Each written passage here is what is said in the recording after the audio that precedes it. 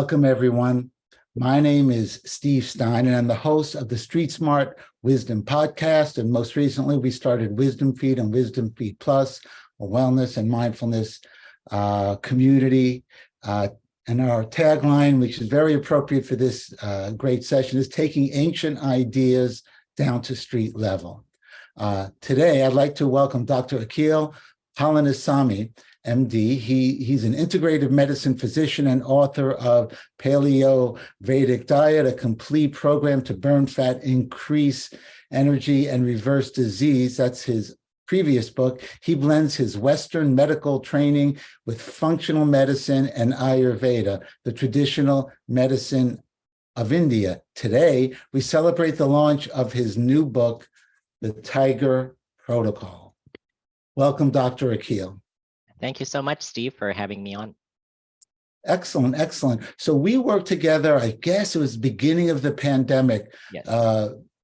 Couple of years ago, and I think the topic there was Ayurveda and the immune system. We did, right.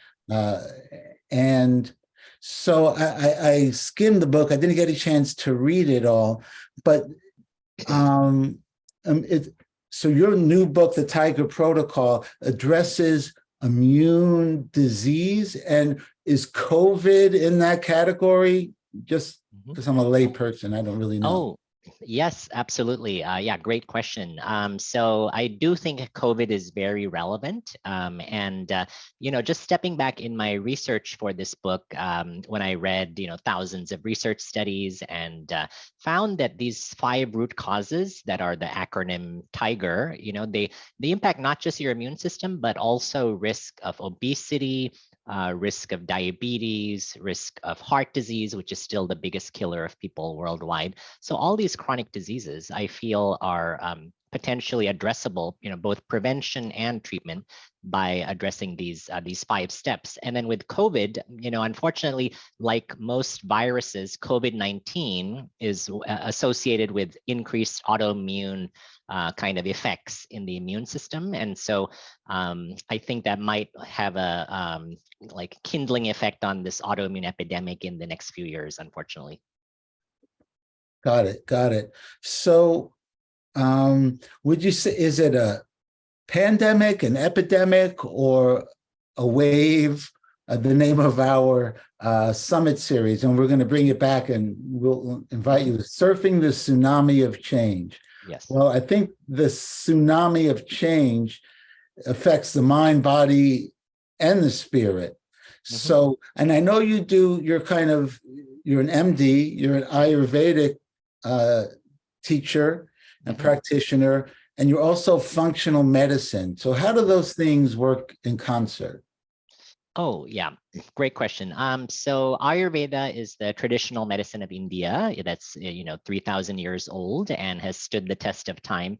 And my passion is really integrating Ayurvedic knowledge with modern science, because I found so many correlates, so many great insights that way.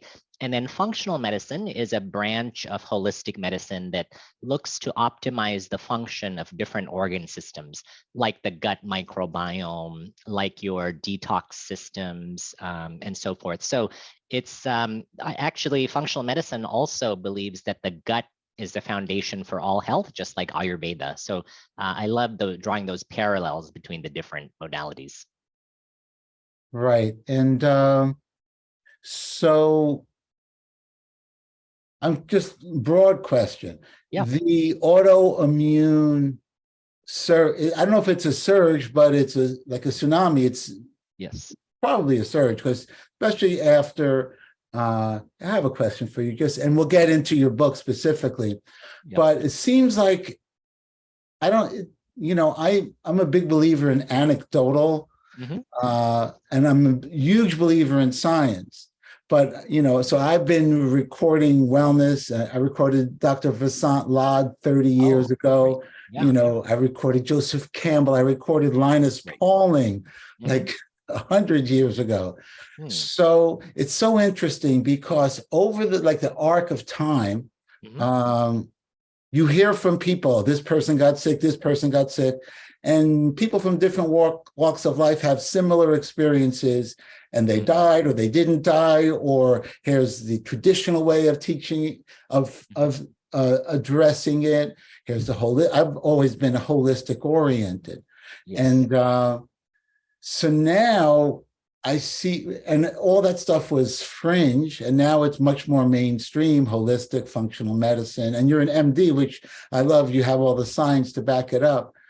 But I'm just noticing anecdotally that after COVID, people have like different kind of weird symptoms that they didn't necessarily, and weird is not the scientific term, but are you seeing those kinds of themes? And you think is that part of, the timeliness of your book is autoimmunity is just on the attack from T.I.G.E.R, at least 5 different levels. Yes, yeah, you're totally right. I think with the autoimmune kind of explosion, it's the fastest growing category of disease. And with COVID, there's long COVID where symptoms persist for many months after the acute infection. And some of the current research shows that the long COVID has an autoimmune mechanism. So I think that can be considered an autoimmune disorder, at least partially.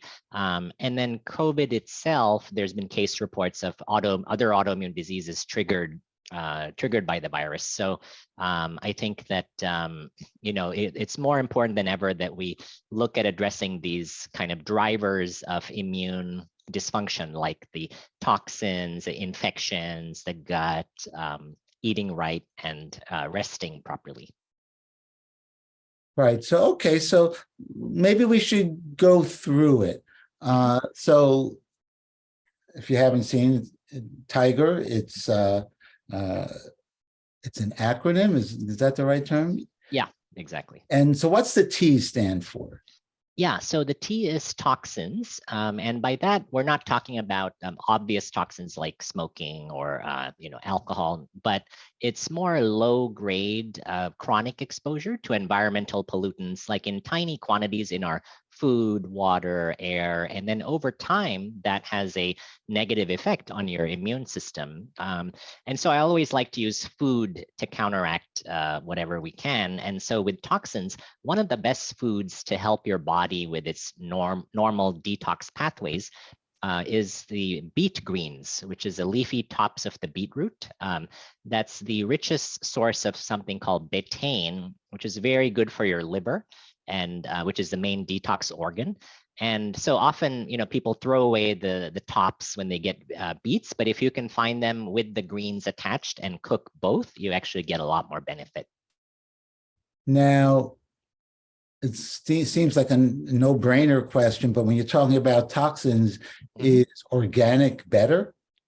Yes, I think whenever possible, I know financially it's not doable for everyone. In that case, I think the Environmental Working Group has a great resource called the Dirty Dozen and the Clean 15. So the Dirty Dozen is where you want to eat organic because those are higher in pesticides. And then the Clean 15 are the 15 lowest foods in pesticides. So if you don't get organic versions of those, that's fine. So you can kind of be selective. Yeah, I went to Whole Foods a couple of hours ago, and I kind of pride myself because I've been feeding a family. I have 2 teenagers, one teenager, he just turned 20, the older one. And, they always rolled their eyes because I never had crap in the house. But the flip side is it's expensive. It's a significant expense most of the time. So I kind of prided myself on finding the deals in Whole Foods, but I went today and some things almost doubled in price. Wow. So it's like, okay, so but I can definitely taste and feel the difference between organic and food source. So what else related to toxins? I know that there's plastic in the water, and like even organic stuff has plastic. So what are the other toxic kind of ramifications or related? Yeah, absolutely. So there's a few different categories, and I think we have to remember that we can't live a toxin-free life. You don't have to. You can't live in a bubble. But the goal is try to reduce the exposure, and even that research shows is very helpful for reducing levels. Trying to eat organic and then filtering your drinking water definitely is important. With either a countertop filter or a reverse osmosis system. I recommend avoiding bottled water because of the plastic usually it comes in. But yeah, filtering your water, and then indoor air is the other thing that people don't often realize can carry toxins and be an issue. So getting house plants that filter your air, making sure you're dusting and vacuuming regularly because the dust is where many of these compounds accumulate. All those steps are very helpful. Interesting. That was good. And let's go on to the eye. Tell me about the eye in T.I.G.E.R. Yeah, so eye refers to infections, and this includes different categories like bacteria, viruses, fungi, parasites, etc. And my whole approach with the book is to try to make your body inhospitable to infections and then let the immune system take care of them. So I don't focus so much on like the germ, and like in Western medicine, we're good at finding the right drug to kill the germ. But in Ayurveda, the approach is more focusing on the terrain, like the inner environment of the body, and making that inhospitable to infections. So that's my approach with the protocol. The terrain. Tell me more about the terrain. It's a rich metaphor. And if Yes. that's an Ayurvedic approach? It actually, yeah, it is in Ayurveda, and in the West, there was Antoine Beauchamp, who was a contemporary of Louis Pasteur. And, Pasteur had the theory of germ theory, which became very popular. But Beauchamp was a contemporary who believed more in this terrain theories, even a couple hundred years ago. I think we've swung too far into the killing all the germs and everything antiseptic, and now I think we need to kind of bring the balance back. Got it. Okay, and then and let's talk about the G in T.I.G.E.R. Yes, so G refers to gut, and specifically I'm referring to the gut microbiome, which is the trillions of bacteria that are in your gut. And research now shows that they have a huge impact on all your risk of chronic diseases, heart disease, brain disease, even cancer, and of course, autoimmune disease, because 70% of your immune cells are in the gut. And so I think optimizing your gut bacteria, I recommend fermented foods like sauerkraut, kimchi, and yogurt, and also what are called prebiotic foods, which are foods that feed the microbiome. And in the book, I list hundreds of these foods people can choose from, and about 40 recipes as well, how to cook with them. So diet is really foundational. And so I've heard that, so I think maybe 5 years ago was the first time I ever heard the term microbiome. Yes. So is that almost like a microclimate? Like I heard that there's a biome in your mouth as well. Yes, exactly. Yeah, you can think of it kind of like a rainforest inside you, where there's should be a very lush and diverse set of species. And you're right, the oral microbiome is the second biggest one in the body, and that is very important for your inflammation, not only for dental health but systemic health as well. And what's good for the oral microbiome? Yeah, so I love some of the Ayurvedic strategies because research has proven that they work. So tongue scraping, where you use a tongue scraper to scrape your tongue, is very good for reducing bacteria on the tongue. And then oil pulling actually was shown to really help your oral microbiome. This Oil involves pulling, what is that? What that is you take about a tablespoon of coconut oil and then in your mouth, let it melt, and then you're swishing it around your gums and your mouth and kind of like pulling it through your teeth. That's why it's called oil pulling, for about 5 to 10 minutes. And then you just discard it after that. But that also is very powerful practice for supporting those oral good bacteria. Wow. So I'm personally, so coconut oil. Yeah, coconut. Yeah, for So oil pulling. is that like, so it's coconut oil that's already oil, not solidified, that you have to melt? It doesn't matter. It's usually a solid at room temperature, and then as soon as you put it in your mouth, it'll melt, and then you just swish it around. Good one. All right, now we're up to the E in T.I.G.E.R. Tell us Yes. about that. Yeah, so this is my favorite topic. I really believe, food is medicine. And so with the eating component, I've broken it down into the phase 1 and phase 2 diets.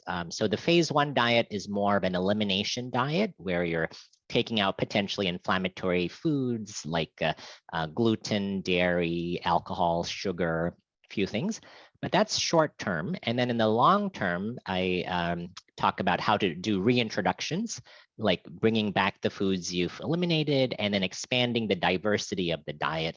Because I think that the prebiotic foods are the best way to boost the diversity.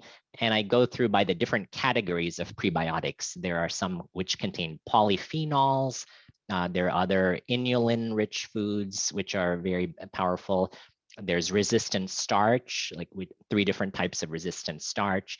And so for each of those, I give like many options, and you don't have to eat all of them, but pick and choose some that you like to So that's interesting. So what's the science behind a prebiotic?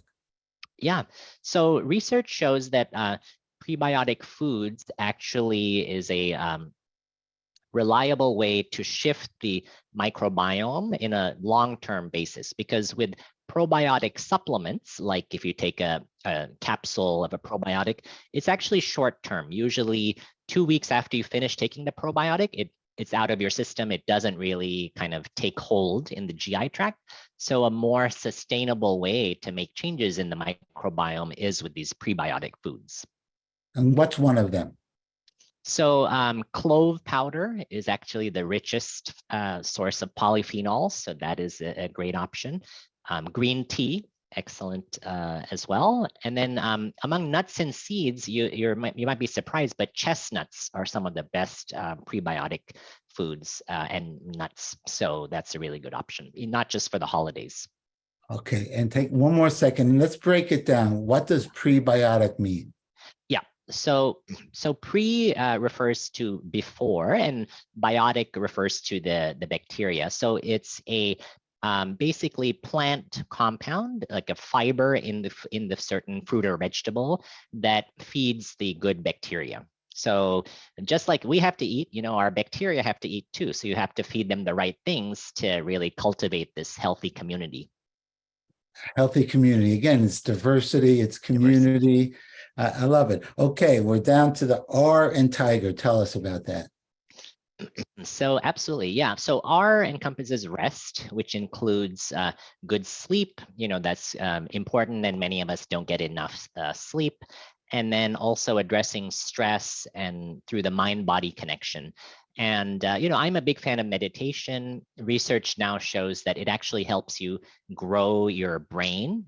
So one of the things that happens as we all get older is our brains shrink, but meditation can counteract that. It actually grows new brain cells in your gray matter, your white matter, your frontal cortex, all these different parts of the brain.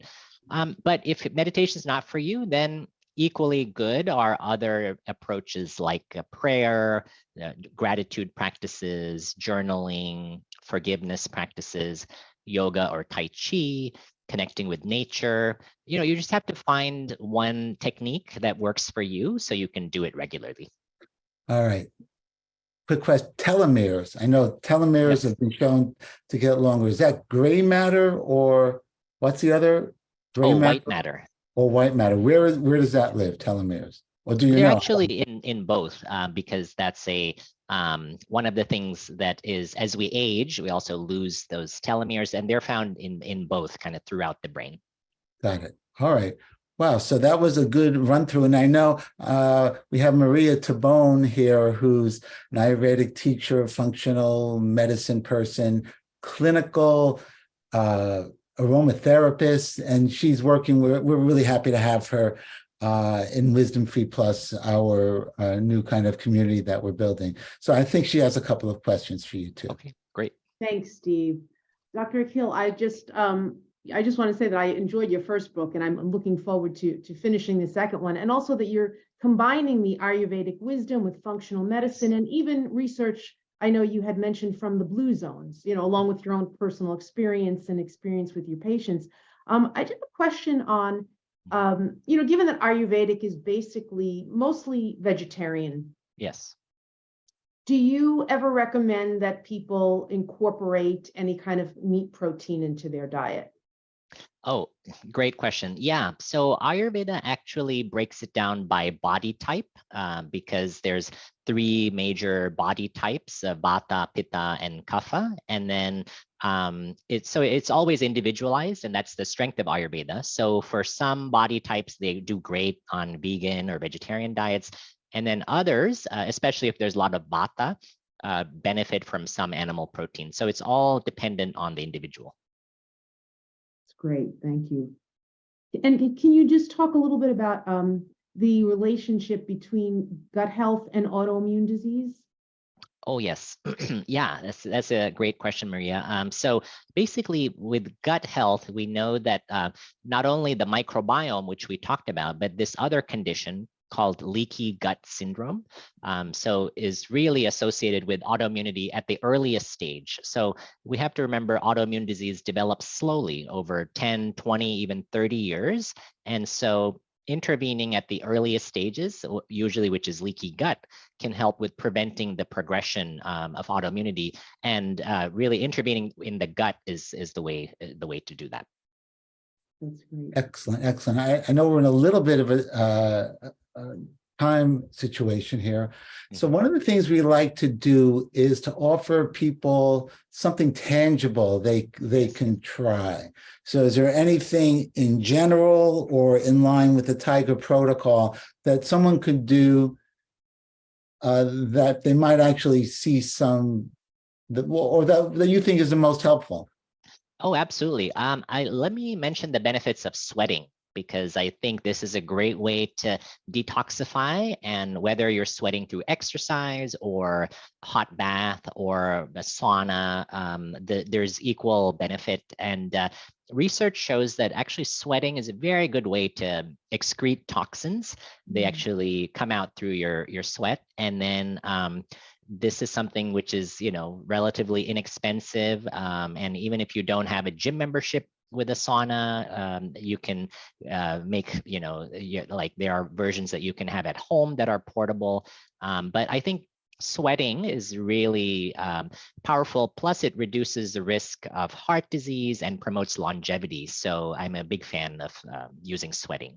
And what, me too, I love it. And what about, is there something to drink that would help, not necessarily detoxify, but cleanse, to drink before you sweat or sweat, or after you sweat? Oh, yeah. I mean, there's different options. Some people like to drink like a green juice, especially if it has things like cilantro and parsley, which are great for detoxifying. And then you also have to make sure you're getting some electrolytes, because you lose that in the sweat. So afterwards, have water with a pinch of sea salt to replenish those electrolytes. Excellent, excellent. How can people find you? So yeah, I think a couple of ways. One is through my website for the book, which is the T.I.G.E.R protocol.com. So the T.I.G.E.R protocol.com is also connected to my personal website, which is drakil.com, DOCTORAKIL.com. And that has a lot more resources. And then I've set up about $500 worth of bonuses and discounts and special offers for people. Yeah, so if you would like to download those, just go to one of those 2 websites, and you can put your details and get instant access to all those great discounts and bonuses. And just, I could go on for another hour and a half, but I know we have a time constraint. Also, here's the book, and your publisher, and Dr. Akil, was gracious to offer us. We're going to do a giveaway, but I think what we're going to do is when we post it on our YouTube channel and social media. So if you're watching the recording, write a comment, your favorite takeaway from this half hour, tag a friend, and then you are in the running to get a free copy of the book.